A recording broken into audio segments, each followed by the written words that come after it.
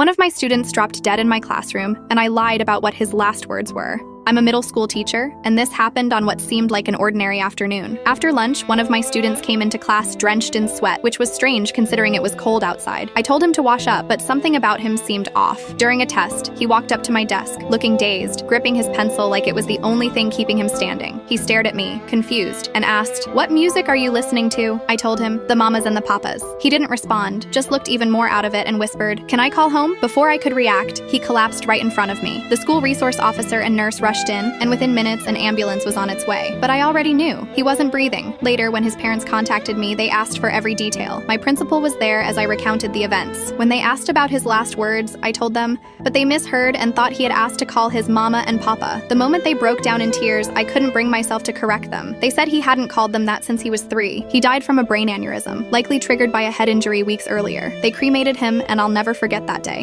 One of my students dropped